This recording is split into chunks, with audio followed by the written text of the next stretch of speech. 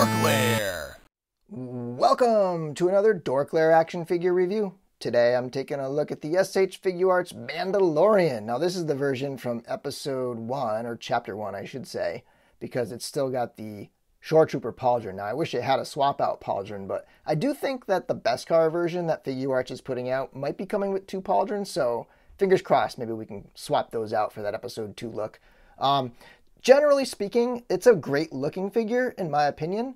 But it's not terribly fun to play with. I'm kind of frustrated by this thing. There's a ton of tiny little parts. Things don't peg in right.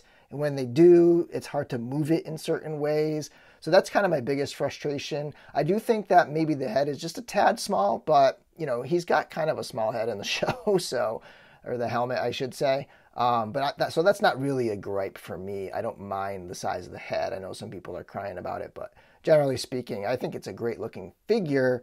I'm just not sure I recommend it that much over the Black Series for the extra cost, because the Black Series is a great figure. So anyway, let's get into this review. As usual, just starting off with a quick spin around of that packaging. I do love the SH Figuarts packaging. It's nice and compact. It's very kind of classy. They've really kept the same look and style over all these years, but then added just a little color variation for the different shows and movies.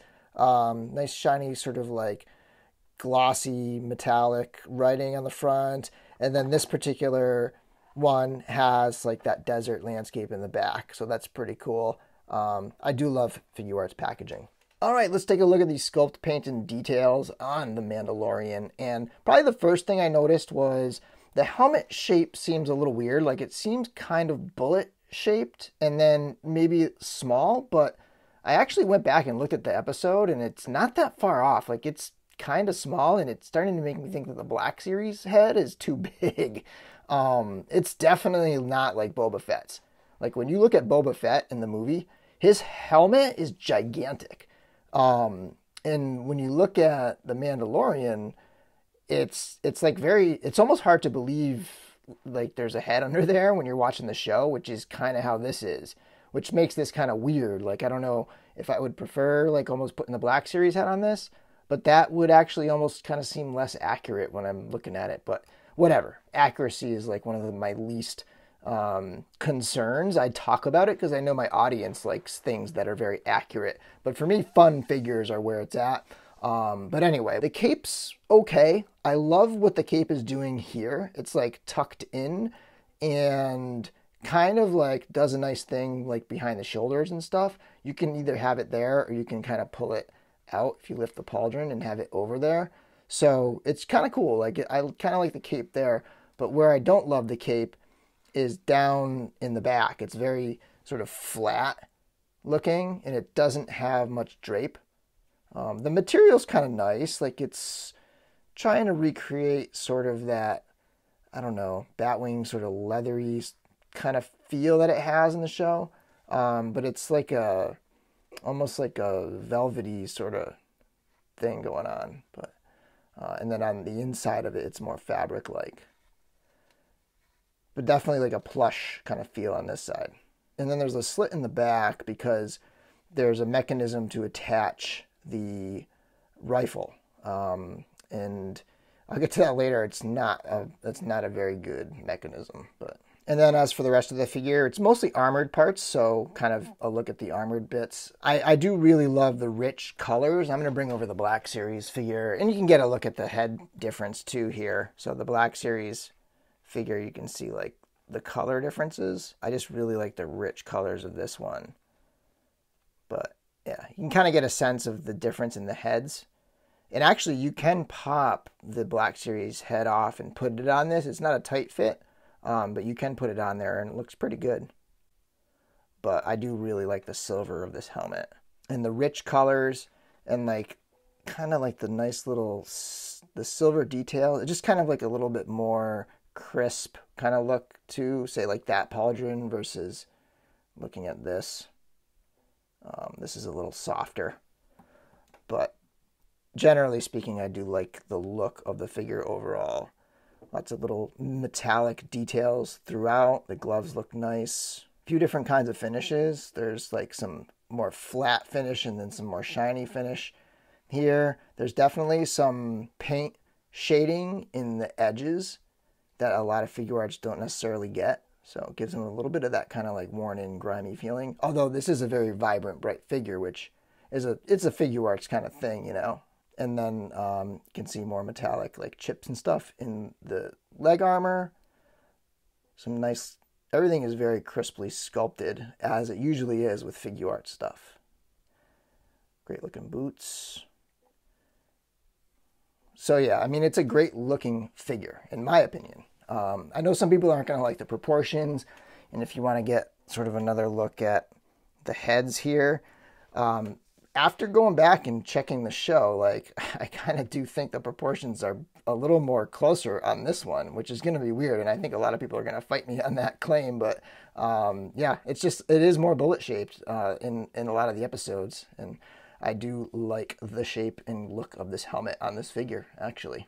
Okay, starting off some size comparisons. Here's the SH Figuarts Mandalorian next to the Black Series Mandalorian and next to the Mafex Boba Fett from The Empire Strikes Back. Now here you can kind of see the helmet comparison where his head is a lot smaller than the other guys. But again, bullet-shaped and small in the show as well. So I do kind of like the look of this helmet, and I do like the shade, the color of it. It makes me feel like more like it's Beskar than, say, the Black Series one that just kind of looks like it blends in with the rest of the outfit. But yeah, I'm sure there's going to be people who much prefer the Black Series because it's a little more muted, and that's kind of a gritty show. So yeah, but I do prefer the overall look of the SH Figuarts. And just so you know, he does have drop-down legs, and the legs are currently dropped down.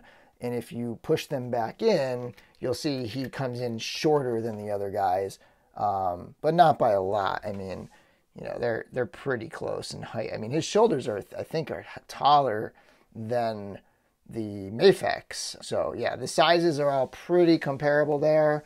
And you know, if you kind of pull down the drop down legs, you know, it's gonna be, you're gonna be able to make it whatever size you want. So that's a nice little feature there for the people who get a little iffy about height and stuff. You can make them whatever size you need. And then here's a couple other Black Series figures kind of posed up next to the Mandalorian. You have the Heavy Infantry Mandalorian, and then you have the Tusken Raider. And then here's the Black Series IG-88. I do not have IG-11. I'm actually glad I passed on it because I don't love the IG-88 figure. And now we are getting an SH Figuarts one. So, and then also the SH Figuarts Death Trooper. For accessories, he comes with a few extra sets of hands. So these are the two trigger finger hands, and these are both right hands. He does not come with trigger finger hands for the left hand. I really wish he did, because I would like to have him holding the pistol in the left hand, but you got one for the pistol and one for the rifle here. And then the rifle hand is pretty cool. It's actually angled. The peg hole is angled up so that the hand can be down because of the way that the rifle is. You know, this is a rifle where he has to kind of hold the handle at an angle, so it's nice that they kind of did that there with that extra hand. He's got two relaxed hands. He's got two action pose hands. And then the other left hand is the hand for cradling the barrel of the rifle. He comes with his pistol, which is very crisply sculpted, nice quality plastic. I do love the plastic they use on the weapons. And then he's got the rifle, same kind of plastic, but this rifle actually sort of comes apart. And this is where it gets really weird and unnecessarily complex. In fact, I can't even get it to work. Like I can get it to work, but once I get it in, I move the figure the tiniest amount and it pops out. So here's what you have to do. Basically, you pull the weapon apart here and here, okay?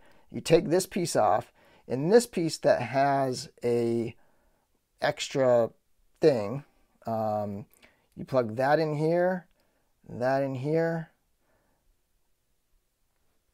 then you have the newly assembled rifle. And then this piece plugs in sort of on his lower back right here, and then right up here, this is so weird. It's like this thing has like the tiniest pieces. Right up here, you pull this piece out. I don't even know if you can see it. And then there's this thing here that attaches on his back like this. And then that goes over his shoulder like this and pegs in on the front right here. And then the other part goes through the cape on the back and plugs in, and he can kind of wear it. But like I said, I can get it in that position and then it just like immediately falls out. So it's completely unnecessary. And that also creates the situation here where you have this hole, and so they have a plug to plug it up with. But what happens with the plug is it pegs in through into his chest, and then any tiny movement and that piece pops out. Like you shift them around and that piece is going to pop right out, and then it falls on the floor and you lose it. So that's like completely unnecessary. I just wish this was solid. If I get to customizing, I'm probably going to shave this thing down, shave the plug down, and just glue it right in there and forget all about that thing on the back. The other thing is it comes with, another crazy thing is it comes with this holster, okay? And you pop it off because it's one solid sculpted piece. And you put in this piece here.